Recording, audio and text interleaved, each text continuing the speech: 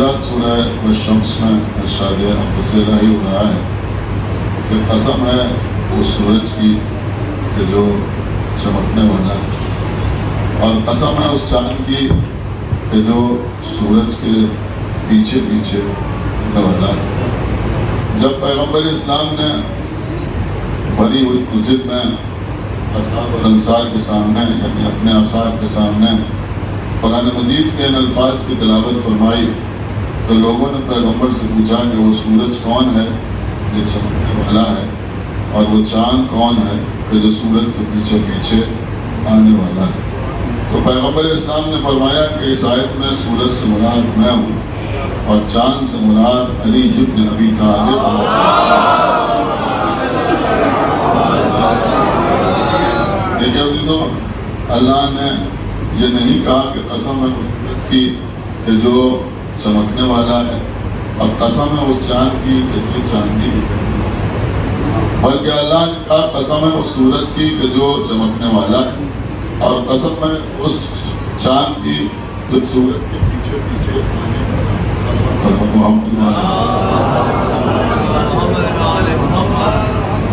اب آپ ذرا غور فرمائیں کہ یہاں چاند کا جو تذکرہ کیا گیا تو یہ کہہ کے نہیں کیا گیا کہ وہ چاندنی رکھنے والا ہے یا سورج کی روشنی سے چمکنے والا ہے، بلکہ اللہ نے ارشاد فرمایا کہ وہ سورج کے پیچھے پیچھے آنے والا ہے۔ اس کا مطلب یہ ہوا، اگر آپ محسوس کر سکیں، کہ اللہ نے صرف مولا کائنات کا تذکرہ نہ کیا بلکہ یہ جو فرمایا کہ سورج کے پیچھے پیچھے آنے والا ہے، یعنی اللہ نے خلافت بلا فصل امیر المومنین کا تذکرہ کیا۔ صلوات محمد۔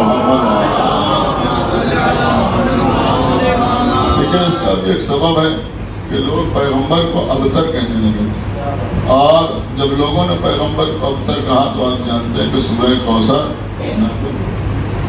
مفسرین نے ابتر کے بہت سے معنی بیان کیے ہیں، جن میں خصوصیت کے ساتھ 3 معنی بیان کیے ہیں۔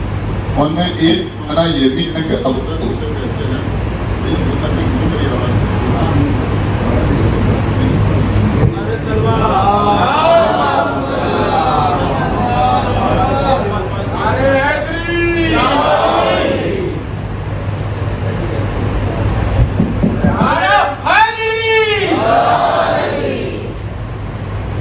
تو ابتر کے معنی بیان کیے، ان میں ایک ابتر کا معنی یہ بھی بیان ہوئے ہیں کہ ابتر اسے کہتے ہیں جس میں کوئی عقب نہ ہو، یعنی جس کے پیچھے کوئی آنے والا نہ ہو۔ تو لوگ پیغمبر کو ابتر اس لیے بھی کہتے تھے کہ وہ یہ سمجھتے تھے کہ یہ آخری نبی ہے، ان کے بعد آنے والا نہیں ہے، ابھی نہیں ہے، لہذا ان کا عقب نہیں ہے، یعنی ان کے پیچھے کوئی آنے والا نہیں ہے۔ میں سمجھتا ہوں کہ ان لوگوں کو بھی اللہ نے یہ کہہ کے جواب دیا کہ والشمس وضحاہا والقمر اذا تلاہا، یعنی اگر یہ سورج جائے گا تو چاند اس کے پیچھے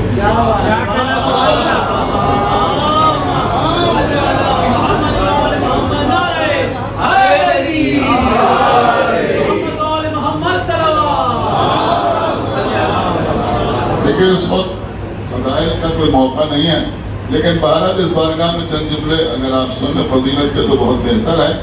آپ حضرات اس بات سے اچھی طرح واقف ہیں کہ عام طور پہ یہ کہا جاتا ہے کہ جب سورج چمکتا ہے تو چاند نہیں چمکتا، اور جب چاند سامنے ہوتا ہے تو سورج سامنے نہیں ہوتا۔ لیکن میں سمجھتا ہوں کہ تجربہ کار حضرات آج یہ بات جانتے ہیں کہ کبھی کبھی شام کے وقت ایسا ہوتا ہے، یعنی سورج کے غروب ہونے سے پہلے آپ دیکھتے ہیں کہ سورج بھی چمک رہا ہے، اور اگر آپ سر اٹھائیں تو آپ کو چاند بھی نظر آتا ہے، یعنی کبھی کبھی ایسی کیفیت آپ کے سامنے ہوتی ہے۔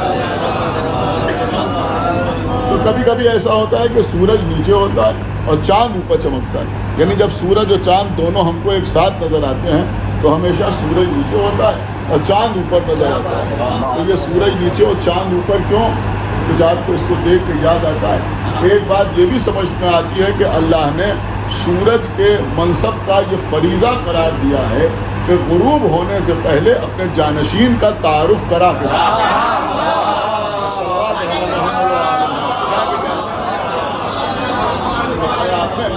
سورج نیچے ہے اور چاند اوپر ہے۔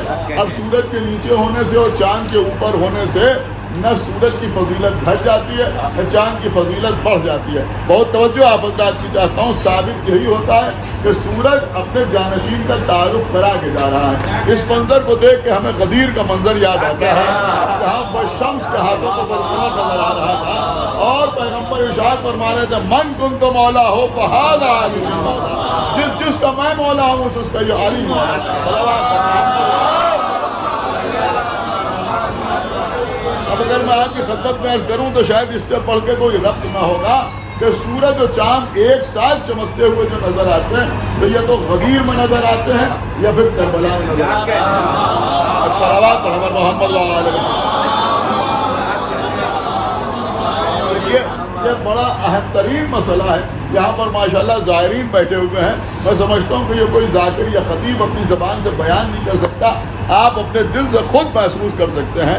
آپ تمام جگہ زیارات کے لیے جاتے ہیں، لیکن جب آپ زیارات کے لیے جاتے ہیں تو یہ بات آپ کے ذہن میں رہتی ہے کہ آپ ائمہ کے قبور کی زیارت کے لیے بھی جاتے ہیں اور امام زادوں کے روضوں کی زیارت کے لیے بھی جاتے ہیں، اور اکثر اصحاب ائمہ کے روضوں کی زیارت کے لیے بھی جاتے ہیں۔ یعنی کہیں آپ جاتے ہیں تو آپ کو بتایا جاتا ہے کہ یہ امام کے بیٹے کا روضہ ہے، کہیں آپ جاتے ہیں تو آپ کو بتایا جاتا ہے کہ یہ امام کی بیٹی کا روضہ ہے، کہیں آپ کو بتایا جاتا ہے کہ یہ امام کے فلاں صحابی، جیسے آپ جناب کمائل گئے مثلاً تو بتایا جاتا ہے کہ یہ مولا علی کے صحابی ہیں، ان کا روضہ ہے۔ اور آپ ائمہ کے روضوں پر بھی جاتے ہیں، مثلاً عراق میں 6 اماموں کے روضے موجود ہیں۔ مولا کائنات کے روضے پہ آپ نجف میں گئے، آپ سامرا جاتے ہیں تو وہاں امام عسکریین کہا جاتا ہے، امام عسکریین جو کہا جاتا ہے امام علی النقی علیہ الصلوۃ والسلام اور امام حسن عسکری علیہ الصلوۃ والسلام۔ آپ کاظمین جاتے ہیں تو کاظمین بھی 2 اماموں کے روضے ہیں، کس کے ایک امام موسیٰ کاظم علیہ الصلوۃ والسلام اور دوسرے ہمارے نویں امام محمد تقی علیہ الصلوۃ والسلام۔ ایک صلوات پڑھیں محمد وعلیہ۔ کہ ہم اپنے شہر میں بھی ذکر اہل بیت کرتے ہیں، لیکن یہاں پر ذکر اہل بیت کرنا اور ذکر اہل بیت سننا اس کے ثواب میں بہت زیادہ اضافہ ہے۔ اسی لیے میں نے مائک ہٹا دیا کہ تھوڑا سا ڈسٹرب کر رہا تھا، آپ تک بڑی آواز پہنچ رہی ہے تو پوری توجہ کے ساتھ آپ سماعت فرمائیں عزیزوں۔ تو آپ جاتے ہیں ہر جگہ تو ائمہ کے روضے ہیں، تو عراق میں تقریباً 6 اماموں، تقریباً کیا بلکہ 6 اماموں کے روضے ہیں۔ امام محمد، امام مولا علی علیہ الصلوۃ والسلام، امام موسیٰ کاظم علیہ الصلوۃ والسلام، امام محمد تقی علیہ الصلوۃ والسلام، امام علی النقی اور امام حسن عسکری اور سرکار سید الشہداء امام حسین علیہ الصلوۃ والسلام۔ اس کے علاوہ اور آپ امام زادوں کے روضوں کو بھی جاتے ہیں، لیکن میرے خیال میں آپ فرق ضرور محسوس کرتے ہیں کہ امام کے روضے کی شان کچھ اور ہوتی ہے اور امام کے بیٹے کی یعنی امام زادے کے روضے کی شان کچھ اور ہوتی ہے۔ لیکن قسم خدا کی جب یہاں آپ آتے ہیں تو ایسا لگتا ہے کہ سورج و چاند برابر سے چمک رہے ہیں۔ صلوات محمد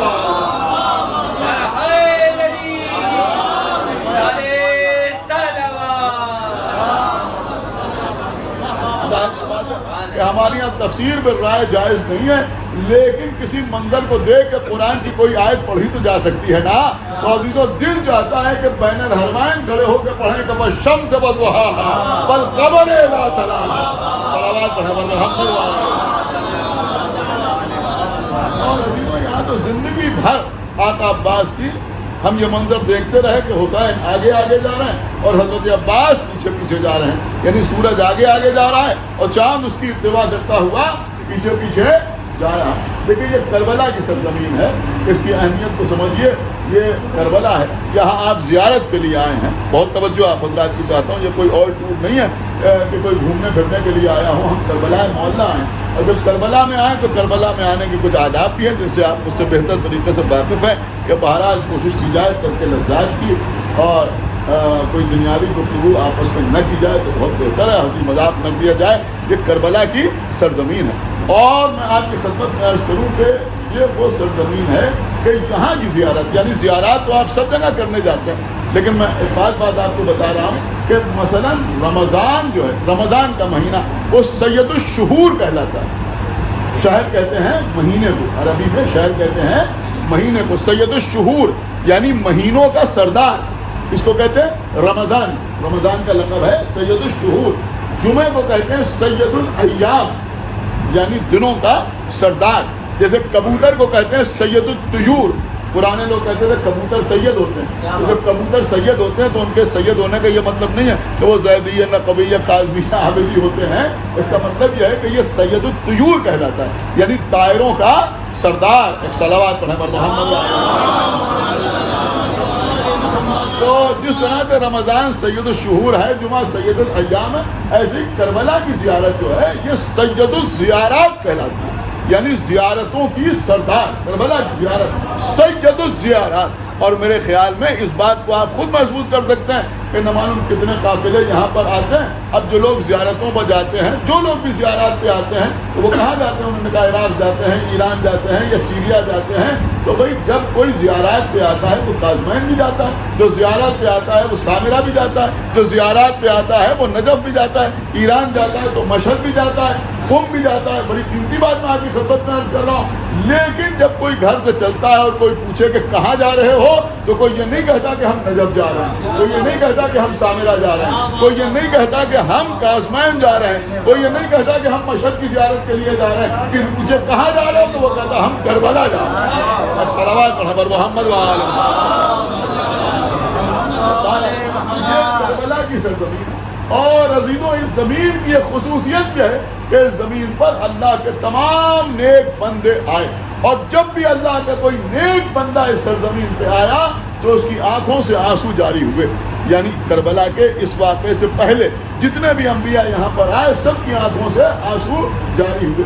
علامہ مجلسی نے تمام انبیاء کے واقعات لکھے ہیں، جناب آدم، جناب نوح، جناب ابراہیم، جناب موسیٰ، جناب عیسیٰ، تمام انبیاء اس سرزمین پر آئے، اور جب بھی کوئی نبی اس زمین پہ آیا اس کے ساتھ کوئی نہ کوئی ایسا واقعہ ضرور ہوا۔ کسی نے کچھ خواب میں دیکھا، جناب ابراہیم گھوڑے سے گرے، سر سے خون جاری ہوا، کسی کے ساتھ کوئی اور واقعہ پیش آیا اور اس نے پروردگار سے استغاثہ کیا، پروردگار یہ کیسی زمین ہے؟ تو ہر نبی کو یہ بتایا گیا کہ یہاں آخری نبی کا نواسا 3 دن کا بھوکا پیاسا شہید کیا جائے گا۔ اور عزیزوں ایک واقعہ یہ بھی ہے کہ ایک بادشاہ تھا، بڑا رحم دل بادشاہ تھا، اس کا نام تھا القمہ۔ جب وہ اس سرزمین پر سے ہو کے گزرا، کربلا کی سرزمین پر سے ہو کے، تو اس کی آنکھوں سے آنسو جاری ہوئے۔ تو جا رہا تھا، اس کے ساتھ اس کا لشکر تھا، تو بہرحال اس کی آنکھوں سے آنسو جاری ہوئے، اور جب آنکھوں سے آنسو جاری ہوئے اور رونے لگا تو اس کی سمجھ میں نہیں آیا کہ کیا بات ہے، یہاں تک کہ روتے روتے اس کی آنکھ لگ گئی۔ جب سویا تو اس نے خواب میں دیکھا تو اسے بتایا جا رہا ہے کہ اس سرزمین پر تمہاری آنکھوں سے آنسو اس لیے جاری ہوئے کہ یہاں آخری رسول کا نواسا پیاسا مارا جائے گا۔ دیکھیے ابھی آپ آئے ہوں گے تو آپ نے راستے میں دیکھا ہوگا کہ دریائے فرات پڑتا ہے، یہاں سے کافی دور ہے فرات۔ تو القمہ نے اپنے سپاہیوں سے کہا کہ یہاں پر آخری نبی کا نواسا پیاسا کیوں مارا جائے گا؟ ذرا معلوم کرو کہ یہاں آس پاس کوئی دریا بہتا ہے۔ تو لوگوں نے کہا کہ آس پاس کوئی دریا نہیں ہے، کہا کوئی چشمہ ہے، کہا کوئی چشمہ نہیں ہے، کہا کوئی کنواں ہے، کہا کنواں نہیں ہے۔ اس نے کہا اور دور جاؤ، وہ لوگ اور دور گئے، آ کے بتایا کہ اتنے میل کے فاصلے پر ایک دریا بہتا ہے۔ تو اس نے کہا کہ وہاں سے ایک نہر کاٹ کے لاؤ۔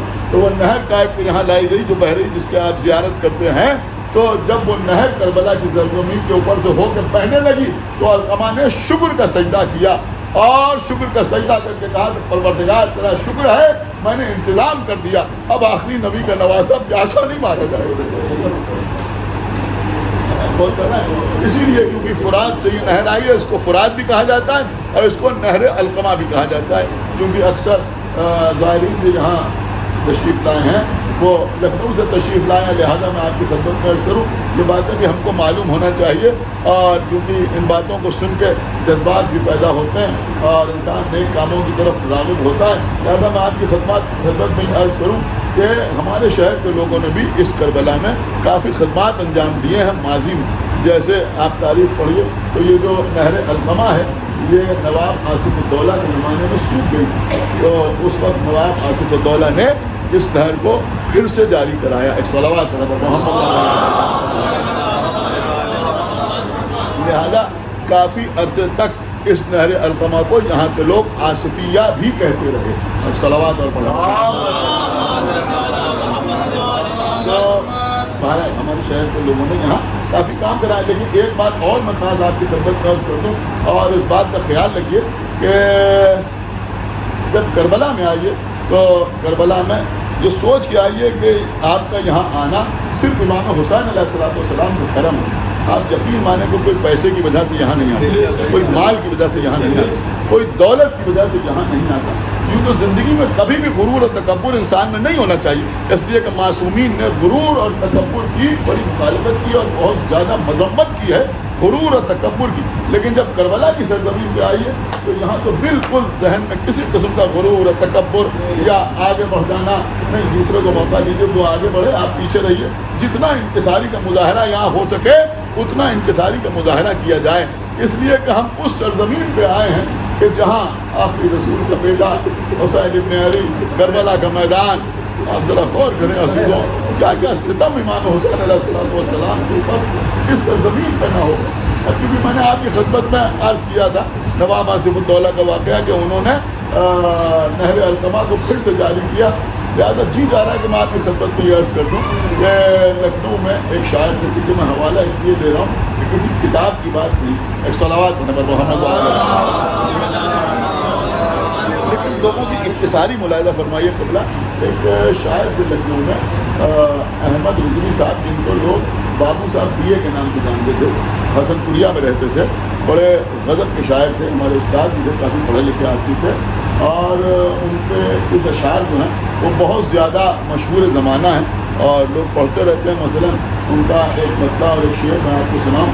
وہ فرماتے ہیں کہ آئے اصغر ہرملا کی جستجو کرتے ہوئے، آئے اصغر غضب کا مطلب کہا انہوں نے. وہ فرماتے ہیں آئے اصغر ہرملا کی جستجو کرتے ہوئے اور پلٹے شاہدی کو سرخ رو کرتے ہوئے. آئے اصغر ہرملا کی جستجو کرتے ہوئے اور پلٹے شاہدی کو سرخ رو کرتے ہوئے.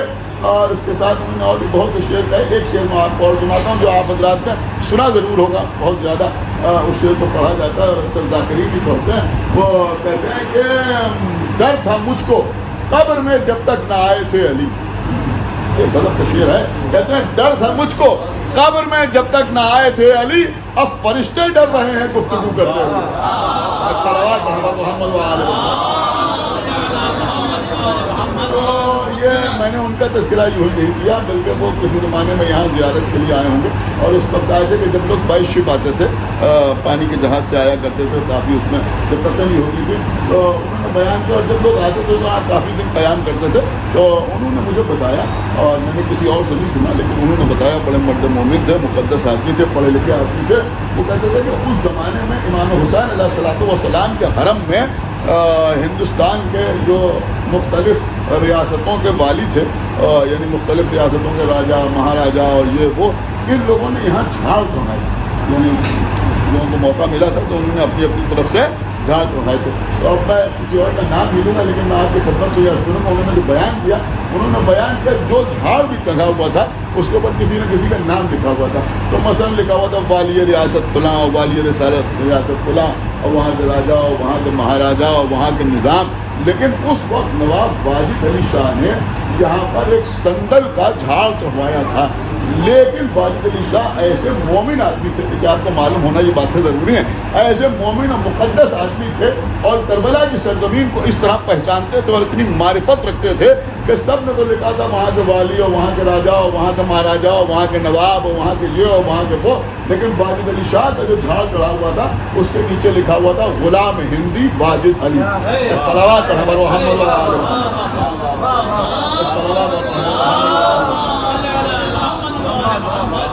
صلوات اور محمد.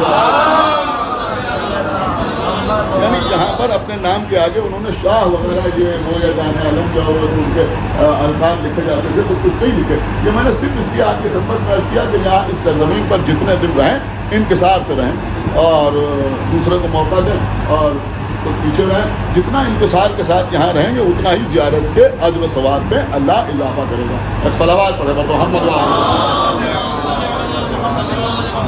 تو علیوں یہ وہ زمین ہے کہ جہاں امام حسین علیہ السلام کا حرم بھی ہے اور مولا عباس کا حرم بھی آپ کے سامنے ہے. ہمارے بھائی کوکب صاحب نے حکم دیا ہے کہ مولا عباس کے مصائب میں آپ کی خدمت میں حضرت عباس کا تو نام ہی ایسا.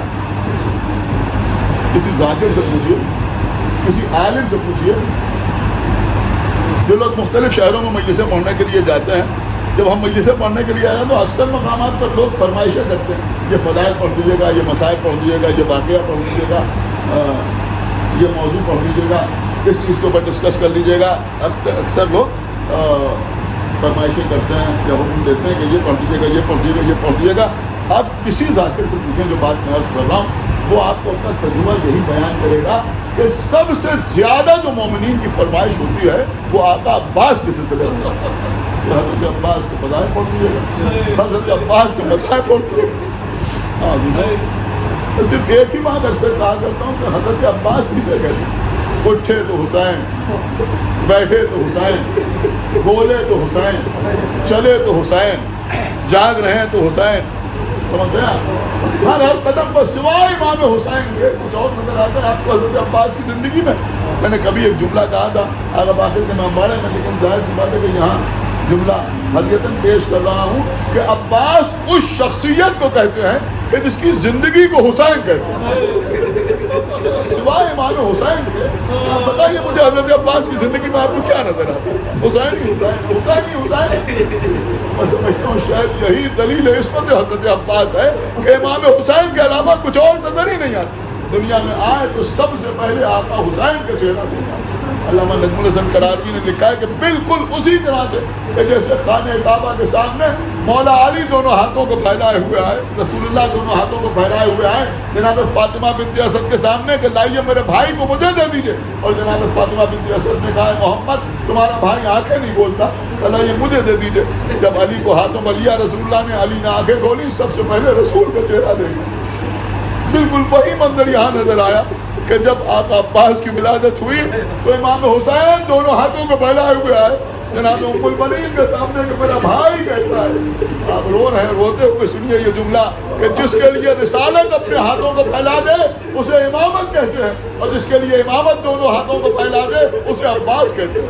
इमाम हुसैन दोनों हाथों को फैलाए थे, वही जवाब मिला कि तुम्हारा भाई आंखें नहीं खोलता, ये मुझे दीजिए। अब्बास को हुसैन ने आगोश में लिया, आंखें खोली, सबसे पहले हुसैन ने अली के चेहरा देखा।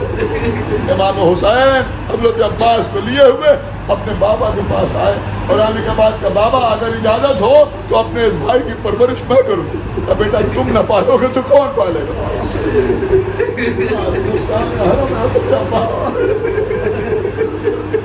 अल्लाह अकबर। मैं समझता हूँ यहाँ तो मसाइल पढ़ने की जरूरत ही नहीं। अगर सिर्फ आज ये सोचें कि आप कहाँ बैठे हुए हैं तो रोने की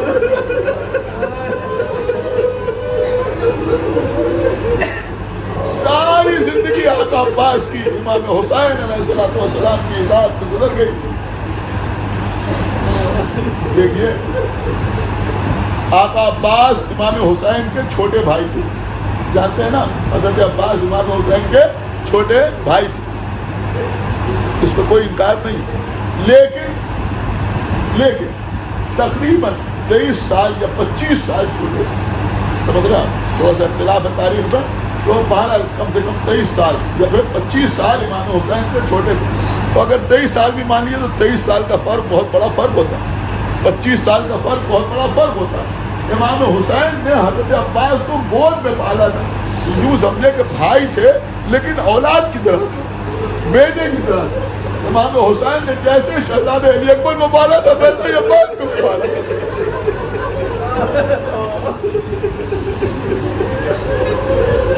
वैसे ही हज़रत अब्बास को पाला था। अभी तो इतनी मोहब्बत थी कि वाक़या बयान होता है तो मौला अली तशरीफ फरमान और इमाम हुसैन भी बैठे हुए हैं और सहाबी बैठे हुए हैं।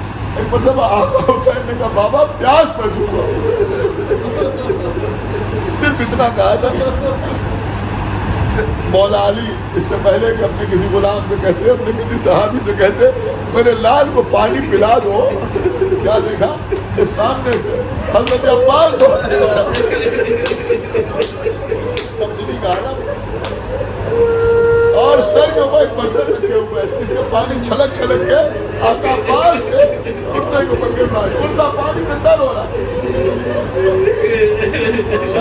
सर से पानी को उतारा, इमाम हुसैन के सामने पानी को पेश किया, आका हुसैन ने पानी पीना शुरू किया तो मौला अली ने रोना शुरू किया। अली की आंखों से आंसू जारी हो गए। आप सुन के इतना रो रहे हैं तो फिर मौला अली कैसे रो रहा हो? ने पढ़ के पूछा, या अली ये तो खुश होने का मौका है कि एक भाई से कितनी मोहब्बत है, आप रो रहे हैं। जो मैं देख रहा हूँ वो तुम नहीं देख रहे हो। तुम ये देख रहे हो कि अब्बास हुसैन के लिए पानी लेके आए, और मैं ये देख रहा हूँ कि मेरा अब्बास हुसैन के बच्चों के लिए और अब्बास का ये कुर्ता पानी से नहीं बल्कि खून से तैरा है। बस अजीजों मजलिस तमाम हो गई, पानी से नहीं खून से तैरा। इतनी मोहब्बत थी हजरत अब्बास को। यहाँ साहिबान औलाद बैठे, लेकिन मैं कोई सब किसी की रिवायत आपकी खिदमत में नहीं पेश कर रहा हूँ, सिर्फ एक बात कह रहा हूँ, अगर आपने महसूस कर लिया तो इस वक्त पुरसा हो जाएगा। देखिए अजीजों, जो साहिबान औलाद है वो समझ सकते हैं मेरी बात को, कि अगर आपका बेटा आपसे कुछ मांगता है, कोई चीज़ आपका बच्चा आपसे तलब करता है और आपके इख्तियार में होता है कि आप बच्चे की फरमाइश कर दें, तो दिल को एक सुकून मिलता है, एक तसल्ली मिलती है, होता है तो। और अक्सर कभी कभी दिल भी चाहता है माँ बाप का कि बच्चा कोई फरमाइश करे, कुछ मांगे, और ये मांगे तो हम इसकी खिदमत में हाजिर कर दें। तो आप मुझे बताएं कि ऐसा छोटा भाई जिसे औलाद की तरह पाला हो, सिर्फ इमाम हुसैन ने कहा मैं प्यासा हूँ और आका अब्बास पानी लेके आ गए। आप मुझे बताएं कि आका हुसैन के दिल में ये तमन्ना ना होगी मेरा अब्बास कभी मुझसे कुछ मांगता,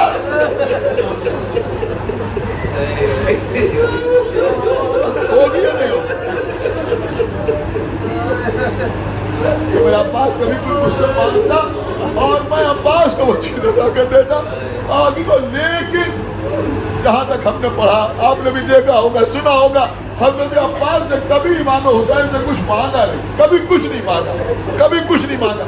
अब आप मुझे बताएं कि जिस भाई ने 32 साल या 34 साल अपने भाई से कुछ ना मांगा हो, अगर कभी वो कुछ मांग ले,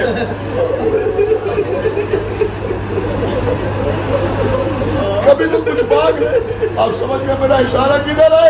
जिस अब्बास ने हुसैन से कुछ न मांगा, उसने करबला के मैदान में हुसैन से तलवार चलाने की, लेकिन हाय हुसैन की मजबूरी कि आका हुसैन अपने भाई को तलवार चलाने की इजाजत न दे सके। अब आप बताएं दिल में क्या गुजर गई होगी। बस मजलिस तमाम हो रही है, आखिरी जुमले हैं, 2-3 मिनट के अंदर मजलिस तमाम है।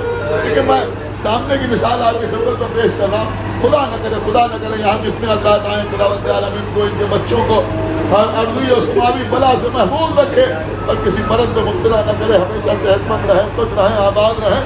लेकिन एक मिसाल पेश कर रहा हूँ, मसलन किसी बच्चे को मसलन कोई बीमारी हो गई ऐसी कि जिस पर डॉक्टर ने मना कर दिया इसे पानी न दीजिए, मसलन टेटनस हो गई किसी बच्चे को, तो अक्सर ऐसा होता है डॉक्टर मना कर देते हैं इस बच्चे को पानी न दीजिएगा। अब बाप सिरहाने बैठा हुआ है, ये मनाजिर मेरे ख्याल में आपने देखे जरूर होगा, बाप सिरहाने बैठा हुआ, डॉक्टर ने कहा कुछ भी हो जाए इसको पानी न दीजिएगा। अब बच्चा बार बार पानी मांगा, बाबा पानी पिला दीजिए, पापा पानी पिला दीजिए। अब बाप इसलिए नहीं दे रहा है कि पानी इसके लिए मुझे नहीं दे रहा है ना, लेकिन मैं बड़ी कीमती बात आपकी खिदमत में अर्ज कर रहा हूँ, अगर वो बच्चा सेहतमंद हो जाए, ठीक हो जाए तो कोई बात नहीं, कोई मसला नहीं। लेकिन अगर वो बच्चा पानी मांगते मांगते मर जाए,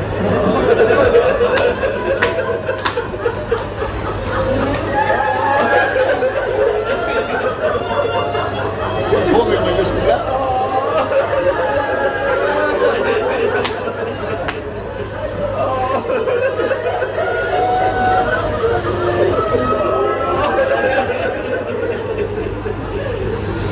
अगर वो बच्चा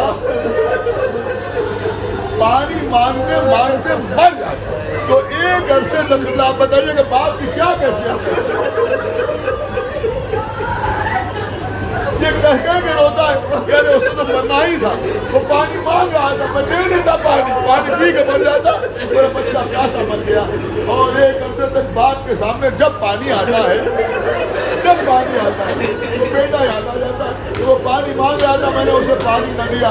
आज वो गोद का पाला हुआ बास हुसैन से इसके हाथ मांग रहा था, तलवार चलाने की इजाजत तलब कर रहे थे। आज वो यही वजह है कि करबला में जब हुसैन तलवार चला रहे थे तो हर बात में अब्बास याद आ रहे थे, हुसैन को अब्बास याद आ रहे थे। और अजीजों यही सबब है कि रावी कहता है